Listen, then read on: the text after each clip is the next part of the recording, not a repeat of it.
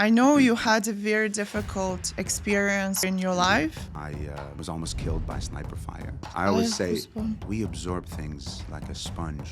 It's difficult to understand which emotion is my friend, which emotion is my enemy. Techniques that helps me. I have to go back to the whole podcast and take notes. Yeah, EQ scores are you can bump them up relatively high. What is positive really? Am I positive?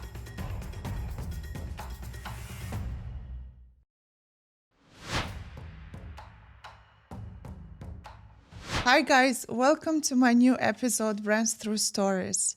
I've recently heard this amazing quote that feelings or emotions are like waves. You can't stop them from coming, but what you could do is to serve them or to choose the one you'd like to serve. To be honest, in my life now, it's a little bit of a rough sea, and the spectrum of emotions I experience every day is super wide. And sometimes I have to confess, it's difficult to understand which emotion is my friend, which emotion is my enemy. And that was one of the main reasons why I was so much looking forward to today's podcast with an incredible guest who is an expert in emotions because he's an author of the book A Journey of Emotions that's coming up in March. He's a psychologist. He's a great motivational speaker and a leadership coach for a lot of executives in the Middle East and beyond. So please welcome my guest, Hayssam Al Amine. Thank you, Nina. Thank you very much for having me. How are you? Oh, We're going to flip the table here a little bit. usually I thought, how are you? I'm doing great. Thank you so much. I'm very good. Thank you so much. Also, very, very excited to have you on Same this here. podcast. Thanks a lot for finding time. I know we've been trying to organize it for quite some time. Forever. And now when we organize it, I think I need you the most. Okay, well, So that was the reason why I delayed for so long. we're raising the bar today. Great. Fantastic. Let's do it. I want to start with your story a little bit. I know you had a very difficult experience or story in your life, which made you who you are today, a successful coach and psychologist and speaker and so on. Do you mind sharing a little bit of your story? It's very inspirational. Thank you so much. It is a story that I'm proud of, and I'm sure many of my viewers are going to remember because this is what I start with in every speaking engagement, in almost every workshop. It is based on the intention of not talking about myself, the intention of sharing an experience with people and inspiring them that everybody has challenges in life and we all have highs and lows, but it shapes us for who we are today, right? But before I tell you the story, it's a piece of information that you and I haven't spoke about before. I didn't speak till the age of 4.5 At all? at all. And a lot of people saying, well, you're making up for it right now, and it's true. What I do for a living. Was there a particular reason or it was just... I think it was a combination of both. My parents divorced when I was 6 months old, and it was a traumatizing childhood living in an environment of war in Lebanon. So I think this is where my hyper empathy has started. But I do believe in one thing. Although I didn't speak, the Lord giveth and the Lord taketh away, as we say, right? I developed this incredible ability to understand my surrounding. Although I didn't speak, but I understood everybody. I understood what's happening at home. The whole dynamics of the family, of my uncles and my grandmother and my aunts, and it was incredible. And that's what I'm trying to get to here: is that behind every challenge, there's an incredible gift. There's an incredible opportunity. So if I didn't speak for 4.5 and people thought I'll never speak, I developed the ability to read the room. And this is something, it's part of what we're talking about today, right? But I did grow up in the Lebanese Civil War. At the age of 13, I was almost killed by sniper fire. A few weeks later, when my father decided to send me to the U.S., and he said, son, this country is not for you. You're going to live with your mom in the U.S. There was a farewell party that my friends were throwing. Some of us were also traveling and leaving the country. It was a sad moment because we knew we're not going to see each other for a long time. And on my way there, I decided to take a shortcut. There was a bit of traffic. I got stuck behind a vehicle that was blocking the road.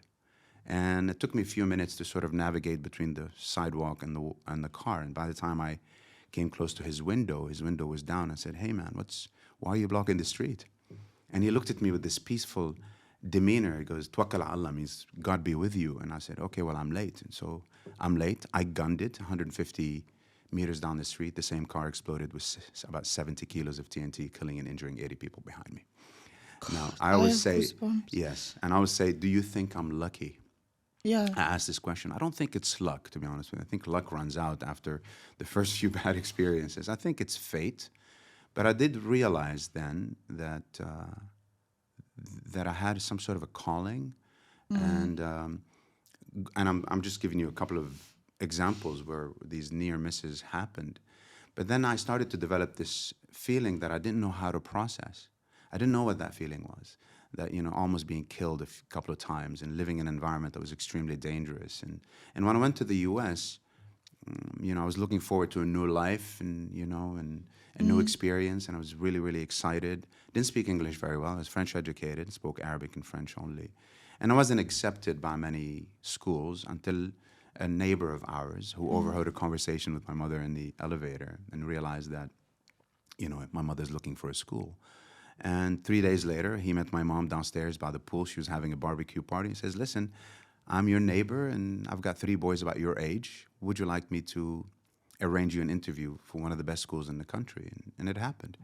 And 2 weeks later, we were in Wheeling, West Virginia, in a little town. And I remember driving through the campus of the school, I'm thinking to myself, what a gorgeous school. There's greenery everywhere, and tennis courts and football field and baseball pitch. And the homes were like Victorian-style buildings. And I got accepted. And I was really, really excited. But that excitement didn't really last very long because I realized it was an ex-military academy. And I was like, what? No girls. I've been watching these, as a young teenager, I've been watching these American high school movies, and I wanted that experience. I wanted to have that high school experience that I grew up watching on television and in the movies. But it was the best experience in my life. Lindsley Academy had shaped me to the person who I am today. I learned about discipline. I learned about perseverance. I learned about leadership and teamwork. And I realized what that feeling was that I was equipped with based on those experiences. What was it? Gratefulness and gratitude. Is that the feeling that you felt all that time through? Yes, and I didn't know how to process it. Right. Because it only took a few friends to tell me, he says, "Man, you live the moment in these experiences." All my American friends, being part of a football team, a soccer team, or being part of the swimming team. I bloomed there because of that gratitude and living the now and maximizing the experience. I never really paid attention until my friends told me, "Man, you live it and you live it large." And that's what allowed me to bloom. I did very well in sports. I did very well in school. I graduated top of my class, and that feeling of gratitude, which is really, really strange. It doesn't fade with time. Love fades with time sometimes. Happiness fades with time sometimes, and excitement fades, but not gratitude. If you really, really know how to practice gratitude and live in a state of gratefulness, then it gets stronger with time. I'm just trying to understand. It's such a difficult time that you went through. Instead of actually going back all this time and remembering that moment and feeling sorry for yourself, right? You're actually discovering something that is so much bigger, is the power. Yes, and that's the first step, I think. I think you said it, is to observe your explanatory style. A lot of people tell me, how do you know if you're a negative person, if you're positive? How do you know? Observe your explanatory style. Observe how you explain things to yourself when good things happen to you. Positive people say, "Hey, this is temporary. So what can I do to make sure this continues happening to me? What can I do?" As an optimist, that's how they think. As a pessimist, they say, "Well, this is permanent. This has been happening to me all of my life, and c'est la vie. That's my luck." And when bad things happen to you, an optimist would also say, "Well, this is temporary. What can I do to overcome these things?" And then pessimists will say, again, "This is permanent. Bad things continuously happen to me. And when you observe that, a lot of people think they're positive because they're trying to rationalize things somehow. But in that process of observation and justification of this, your cognitive dissonance, as we say, determines what kind of conversations you have with yourself. So like you said earlier, you go back and you victimize yourself. Yeah. And if you do, you're going to become a victim. You're going to act like one. You're going to think like one at the most subconscious levels possible. So it starts with a conversation with yourself. How many conversations do you have a day? One thing I've noted, conversation non-stop. I can't stop talking to myself. You cannot. It's like one long conversation, never ending. Yes. But one thing, you said positive person. I always considered myself as a positive person.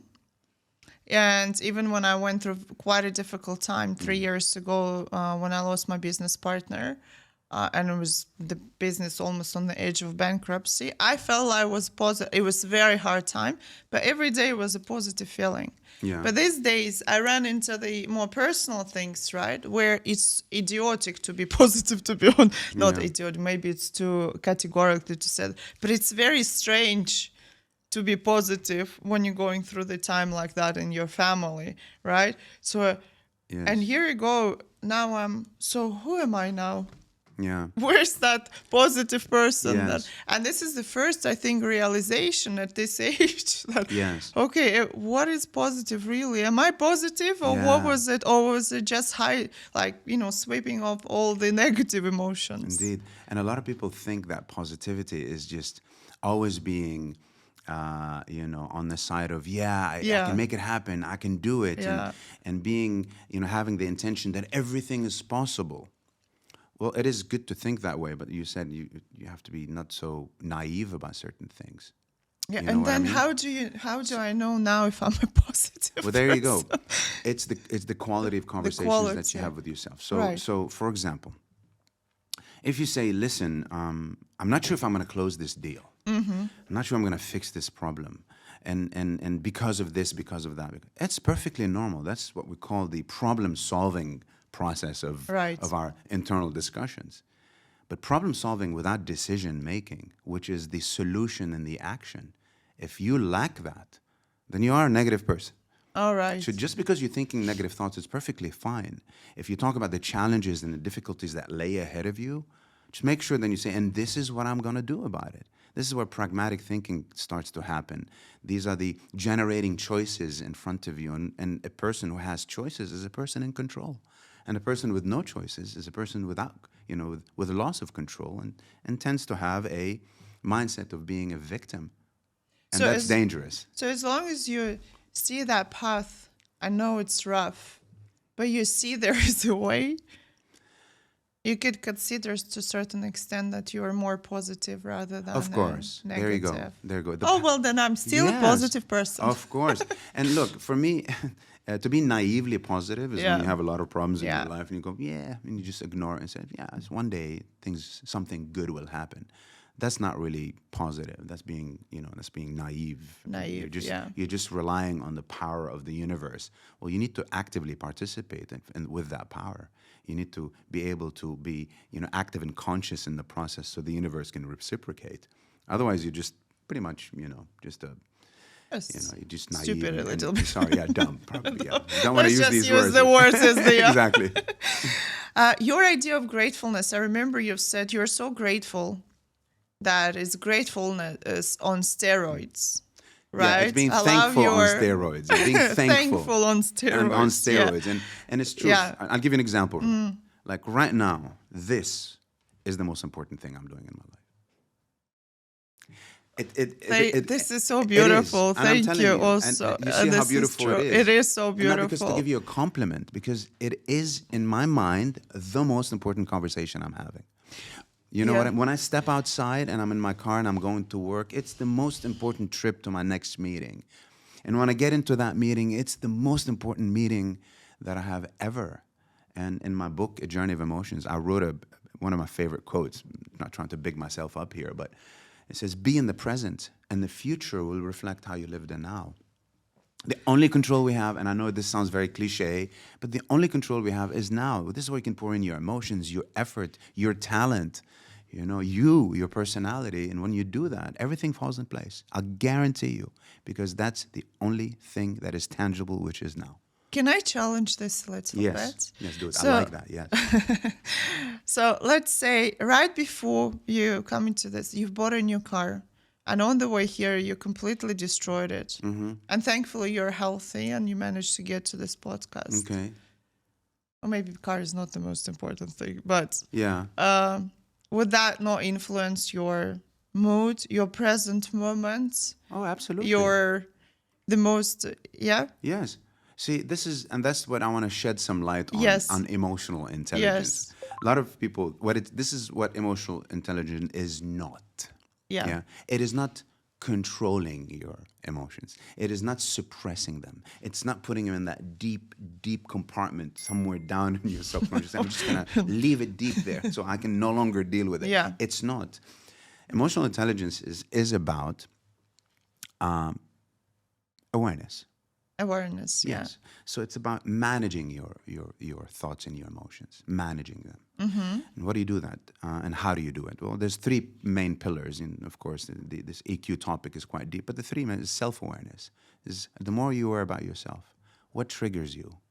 Mm-hmm. You know, what is it? I call it the red button and the green button. Mm-hmm. You know. So, for example, red button would be something that triggers you Negatively. negatively. That develops or that actions certain things called derailing behaviors. Right. You know, and the green button are things that are, you know, they make you happy, they make you Right. excited, they make you, you know. So know yourself, know your green buttons and your red buttons. Know your why also, you know, the bigger sense of purpose, your YBP, your big picture. You know, be on a constant journey of self-discovery and self-understanding and self-forgiveness. You know, don't be so hard on yourself. And sometimes we tend to be too hard on ourselves. So that's the first pillar. Mm-hmm. Second pillar is basically your social awareness, the awareness of people around you, of situations, and understanding also people's red buttons and green buttons. Understanding what moves people and what are their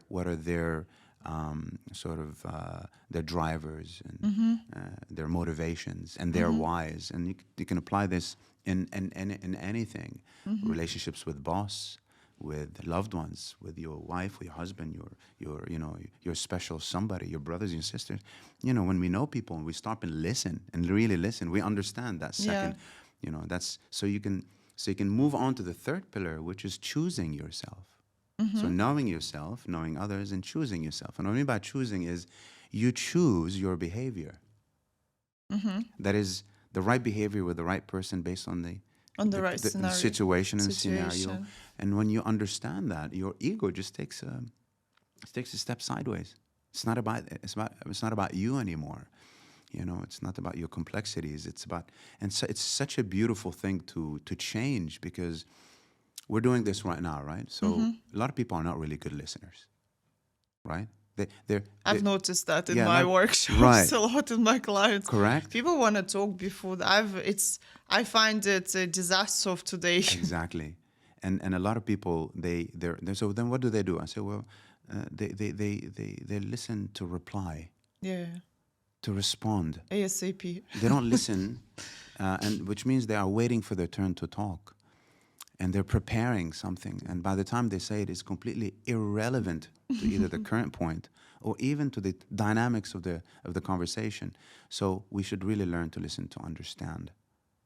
You know, if you really say that to yourself, I really want to listen to the person, and you put that person in the best possible light, and you have that internal conversation, it's incredible how your mind goes and it just opens up, and you consume that person. Literally, you consume them, the way they talk, their tonality, their body language, how some of that pitch changes in their voice, you know, when it breaks, when it's not, and you become highly engaged in that conversation.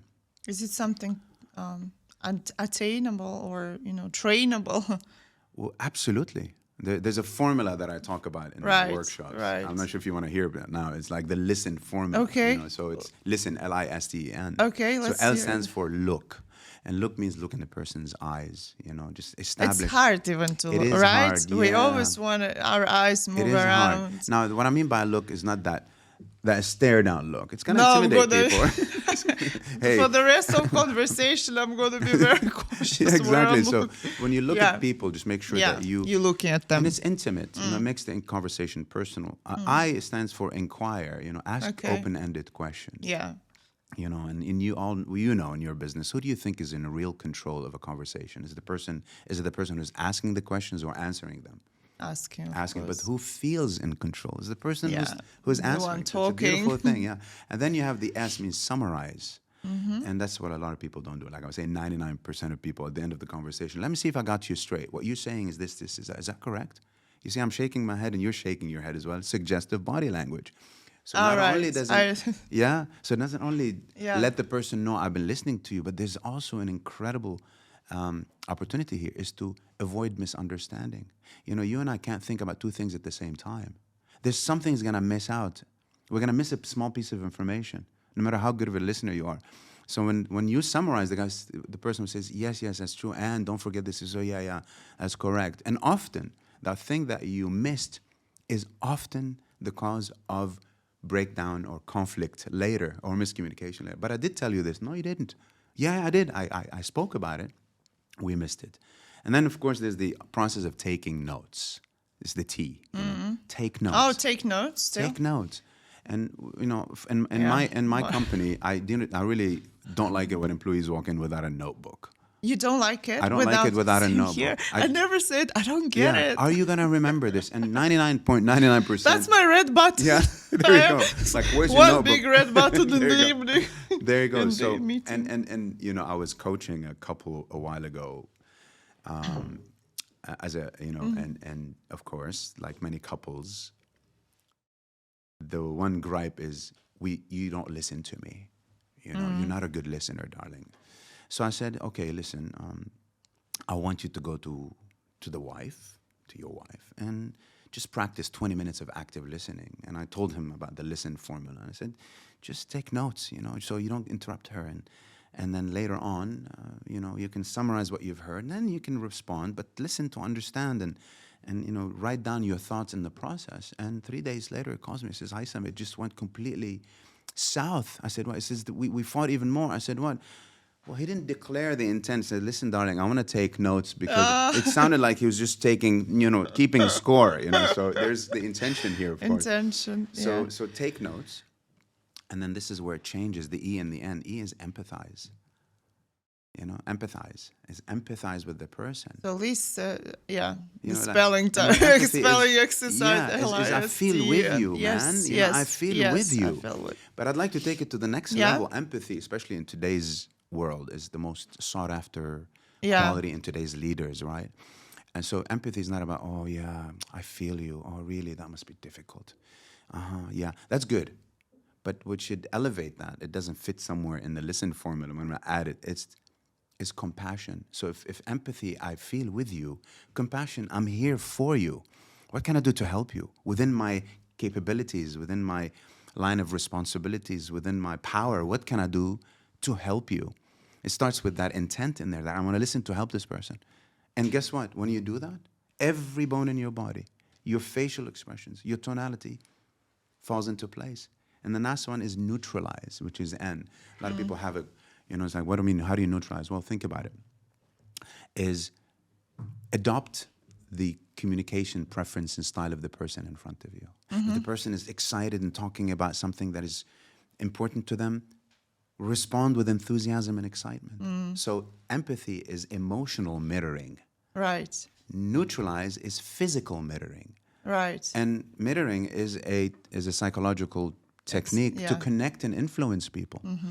So basically, there is a formula you can apply to become better listener. That's amazing. That's incredible. Thank you. I didn't expect we would go into that. To It's that, a just like, very, I know. very, very highly important exercise, which, if you don't mind, Sure. I would like in my workshop sometime. Listen, I will refer to you as Okay. this, but I will mention that to my clients before we start any workshop about Yeah. this formula, because I think I struggle sometimes, Yeah. you know, to explain to them how important the active listening is. Yeah. You've mentioned something. You went to the topic of empathy. Yes.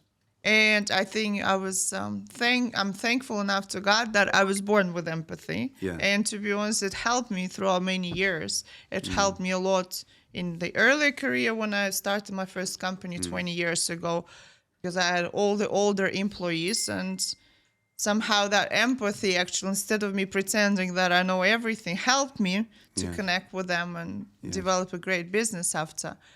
But today, I feel sometimes it's a distraction, Yeah. especially when when you yourself going in your personal life through difficult things, Yeah. and then you hold that empathy part of it, trying to help others and support. Yes. It's kind of conflicts. Yeah. Could that be Yeah. that? It is daunting Is for it? Yeah. for hyper empaths and people who are empathetic. We absorb things like a sponge, emotions, feelings, and one of the indicators of empathetic people, I told you my stories, and I can see the goosebumps on your arms before you told me I had goosebumps. So we look at commercials. I used to tear up at commercials. I still do these, emotional commercials. Movies, I cry at a, drop of a hat. And so and when you listen to music, if you ever listen to a really good piece of music, if you feel that butterflies in your stomach, you get also goosebumps, that is a sign of hyper empaths. So it could be daunting because it could be taxing, emotionally draining. It is. Yeah. I think this is what I feel. Yes. Emotional drained. So how do you deal with that? How though? do I deal with it? There we go. So in order to be an empath and to use empathy correctly, you have to couple it with a bit of emotional intelligence. Your EQ scores, and as we all know, IQ scores, they're not gonna change. That's it. They're etched in stone. You either I'm sorry, everyone, stupid, but that's how it is. That's yeah. it. You're, You were born. You're smart. You're smart. If you're intelligent, you're intelligent. Now, can you Yeah. increase your knowledge? Yeah. And your know-how? Absolutely. I'm in the business of skill augmentation and developing people, but your EQ scores are you can bump them up relatively high. So. So, in order not to fall victim of any emotion, because every emotion we experience it's a double-edged sword, right? For example, anger. A lot of people say you can't be angry. Well, of course you can. You are allowed to express anger, but if you express anger negatively by hurting, yeah, Right. and using violence, then it becomes very negative. But to use anger positively is to catalyze a cause. Give an example. Catalyze a cause, like I take to the street. I'm angry because something in the world that is right, not happening. right, But right, you right. don't take to the street by creating a riot and destroying, and that's the negative side of anger. But when you let somebody know, I'm angry right now because I'm afraid that this is going to affect our relationship. I'm worried that I'm going to lose you. Right. That's why I'm angry. We don't discuss what lies behind anger, because below every emotion of anger or response of aggression is fear. I'm afraid that I'm not in the same light anymore. I'm afraid that I'm not valued. I'm afraid I'm going to lose this person. So what do? We manifest it with anger by projecting it on other people. But if you talk about it, and if you are, let's say you're about to say something that's aggressive and angry, one of the techniques that helps me is I ask myself the question: Am I healing or am I hurting of what I'm about to say right now? If I'm healing the situation, if I'm healing the relationship, and I declare my intent, it's all about declaring your intent, because people don't read minds. We have a saying in Arabic, in our religion, says, Al-amalu bin-niyat. That means God, is that intention, that actions are built on intentions. Well, only God knows that. Nobody reads what's inside here. Right. So what you do is declare your intent. I'm angry because I'm afraid that I'm going to lose you. I'm angry because I feel like I've lost my respect, and therefore, what I'm about to say right now might be angry right now, but it's because I don't know how to process it. So allow me, please to express it because I'm frustrated. Or you can simply say, if I participate in this discussion and I'm angry right now, I'm not going to do it justice. So if Right. you just give me a few moments to process it, and we'll come back and talk about it. So there are many different techniques of doing that, because Yeah. sometimes we blurt it out, we end up hurting than healing. But so therefore, for example, have you walked into somebody's office or spoke to somebody and they really let you have it? I mean, they I wipe was very the angry. floor with you, and you walk away angry, or you walk away happy. Has that ever happened to you? Think about it. No, it never happened with me, right? Well, think about it. I've had a manager who used to, call me in And he used to wipe the floor with me. And I used to walk away happy because at the end of that anger and that shouting match, he used to tell me, Hayssam, I love you, man. I have so much high expectations for you. The reason I'm doing this is because I'm worried that we are going to lose our credibility as a department. You're going to affect your personal brand. So I walk away happy because I know that anger wasn't targeted at me. You see what I mean? How declare this intent? Yeah, I've just realized, and I use these techniques in general in my life. There you go. But I didn't know there was I thought that I was the intention of covering up my anger. No. No, but it's actually, not. it's a good, right. No, it's not. Intent is the number one thing that causes conflict. Is the presence or the absence of intent, or the question mark on why is this person talking to me this way? Right. Why is he not talking to me? Why is she ignoring me? Well, maybe she's ignoring because she doesn't know how to approach me. You know, it's not really. So you see how we develop these conversations. So that's what declare those intent. Hey, listen, the reason why I haven't spoken to you in 3 months is because I didn't know how to start the conversation. Right. It's because I'm not trying to, and so declare your intent, and that's becomes an easier. So this is one of the way to boost your EQ, correct? One of the ways, one of the techniques. The other technique is, if I want to do something, sometimes it's not only by words, by the way. Practice emotional intelligence is by words, but also actions. And if you're ready to do something, ask yourself, am I helping or am I hindering? If you're helping, by all means do it. At any cost, because the intent there is to help. But if you're doing it and it's hindering, it means you're doing it because your ego told you to. You do it because you allowed the anger to transform and to take the best out of you. So if you're hindering, just stop it. If you're helping, by all means do it, because later on, the proof is in the pudding, right? Yeah. That's if you didn't have the chance to declare your intent, of course. Yeah. But the proof is in the pudding. Yeah. You know what? I've seen very tough leaders with zero empathy. No, maybe zero, it's a little bit too much, but with a very, very, very low EQ. And sometimes I wonder if that's even possible. Unless they probably want to change themselves, probably wouldn't be possible to do. Yeah. Can I tell you something? Yeah. And as an executive coach, I work with a lot of senior leaders and some amazing personalities, incredible individuals who had such a success story. Every leader that I talk to thinks they're doing the right thing. Oh, right. Or not. So why have a coach? Well, coach does exactly that. Coach asks you the questions to allow you to look at things from a different perspective. We challenge you with exploratory ways to understand why you do things and how you do things. So we never tell. So we ask challenging questions. And when you find the answer, you found the solution. Have you seen in your experience someone that didn't have any hopes of being any empathetic? Oh, God, became yes. a highly, or actually develop empathy? Oh, God, yes. I've seen leaders who've taken a complete 180 from being highly tough, highly aggressive, with zero understanding or awareness of how it's impacting the environment, become the most empathetic, the most kindest and emotionally intelligent leaders, because it's lonely at the top. Yeah. Everybody, when you're at the very, very top, everybody tells you what you want to hear, or at least most people do. So it does do a number on one's psyche. You know, make it happen. I don't care. Do this. And it becomes more directive. And when leaders find a relationship with a coach based on some excellent chemistry, they start to discuss things they usually don't have the ability to discuss, even with the closest people to them.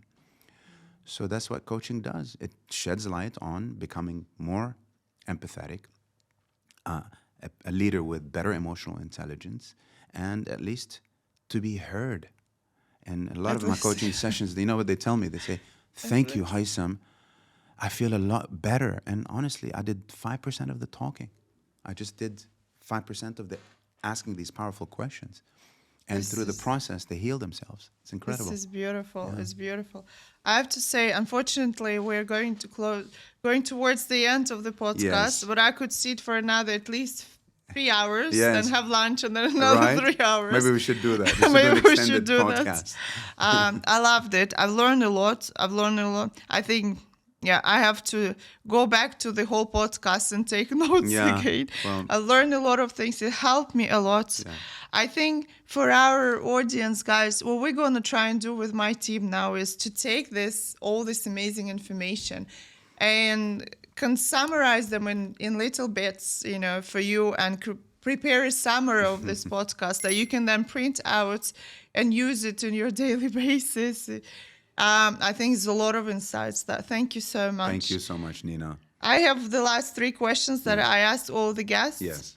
So you're a successful entrepreneur. You see a lot of leaders, coach successful people. So for us as entrepreneurs, what do we need to do regularly to be successful? The second question is what we shouldn't be afraid of to become successful, to be successful. Yes. And the third is what we should stay away from. Okay. So the first one, what do we need to do regularly to be successful or to become successful entrepreneurs or leaders? It's just have discipline in your life. Like discipline. Make sure that you follow a structured way of life. What time you wake up? What do you do on a daily basis? Be structured. As entrepreneurs, we have a million ideas that float through our mind and we just want to action them all. Yeah. Establish priorities. If you want to become part of the 5 a.m. club, by all means, become a member of the 5 a.m. club. But use a structured daily agenda that you schedule everything in. Your meetings, your discussions, your phone calls, your thank you notes, your exercise, your reflection time, your sleep time, even your meals. Structure that day, because without structure you give yourself, you're not going to be able to give structure to your business. Number one, right? Yeah. So discipline and structure is definitely one of them. Number 2 Can I ask one question? It's off this, but I struggle with. I feel it's never enough. I've never worked enough in a day. I always feel like, okay, even if I work 10 hours, I still feel it's not enough 10 hours. I could maybe push a little bit more. So what is the healthy number of hours a day to dedicate yourself to work? Or is I don't think there's a number. I think we all have a different clock we work on. For me, in 2022 and 23, I was traveling 24 days a month. I was working till 11 p.m. I finished my workshops and do my coaching sessions in the evening. I never felt tired of it, but that I felt physically tired, absolutely. But if you love what you do, it becomes easy. Yeah. But it comes with a cost as well. Less time with family. I Health. disconnect with so many friends that I haven't seen in a year. So it has true. So if you look at it as this, for the next 3 years, part of what I schedule is, I call them, 7 minutes of life connections, is I reach out to friends that I haven't spoken to in a long time, to family members. And usually I do video call. I don't send messages anymore, to maintain those relationships, that healthy, because we are social creatures, so we need more people around us, the people that we love. So make sure that you do that in order for you to maintain a bit of balance between life and work, and be kind to yourself. Again, remember what I said, structure your sleep, schedule your exercise, know what you're going to eat, in order for you to have a healthy balance and enough energy to sustain whatever hours you need to sustain. Right. To put your business back on its feet. Okay, 11 hours The second is one good. is? Don't be afraid of. I'm not going to say don't be afraid of failure. Be very afraid of failure. A lot of people say don't be afraid to fail. Don't be afraid. I don't had be the afra- whole episode on that, Be afraid I think. of failure. It doesn't mean that you're not going to fail, but be afraid of failure. And what I mean by that is, we hear that, don't be, you have to, if you don't fail, you don't learn. don't I learn. agree, but I'm saying be very afraid of failure, meaning that you look at it failure from a different perspective. That if you say, oh, you have to fail to succeed, basically what you're doing is you're giving your psyche a carte blanche to say, well, I'm going to make mistakes anyway, right? And if I make mistakes, I'm going to learn from them. I want you to look at it from a different perspective. It says, be very afraid of failure, because when you make that mistake, you better know why you made it. You better learn to know how you not repeat it again, and what are those lessons. So don't set yourself up for failure. Set yourself up for the best job you can do. Raise the bar as high as you can, raise your quality levels as much as you can. Challenge yourself constantly. But I think, don't be afraid to be afraid of failure. Yeah. You know what I mean? Yes. I know it sounds a bit funny. No, it's cool. Yeah, It's very good. And 3 is what? Stay away from. Oh, I love this question, and Toxic I didn't expect people. it. Stay away from the people that don't add value to your life. They could be toxic or not toxic. And I know this might sound very elitist, but tell me who you are. Tell me who you know, and I'll tell you who you are. I mean, I've surrounded myself now with a very small handful of friends. I know a lot of acquaintances, but these friends add value socially. They are empathetic people. We do care about each other. We support each other.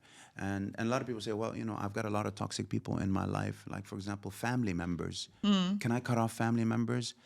Okay, I'm going to go out on a limb. Yes, you can. If they're toxic, cut them off.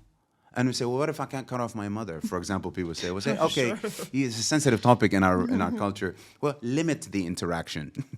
You know, instead of having toxicity on a daily basis, make it a toxic session for 1 hour on a monthly basis. But stay away from people that don't add value. Stay away from people that are not happy for other people. Like, for example, I'm so happy for you right now. You're doing this. I'm so proud of you right now. Thank you know? so much. Because, It's an enjoyment. yeah. It's not even... And when I see people succeed, I'm happy for them. A lot of people say, oh, look, you know, I wonder how he got there. And they question it. Those are the kind of people that when I sit down with people, we talk about projects, visions, goals. We talk about things we want to do. And the people that I used to know, they talk about other people. And I can't stand that. You know, that's what I would stay away from. Thank you so much. It was super was insightful, amazing. really. Thank you very much. Thank you. Guys, please, I hope you enjoyed this episode as much as I did. I loved it. Please subscribe, send us your comments, like us. That would really help us a lot in promoting this podcast. And I promise we'll create a summary that will be downloadable, that you can then print and look at it every day. And hopefully these insights will help you to become better leaders, better people, and enjoy your life. Thank you so much for watching. Thanks a lot. Thank you, Nina. Good? Thank you. Amazing. Really, it's right. see, that's why all these questions. Yeah. No, that's amazing. Really, really. You've seen many speakers before.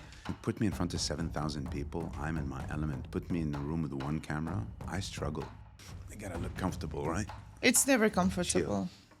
Oh, I'm joking. It's comfortable. Yeah. That's all I care about. Not to look fat.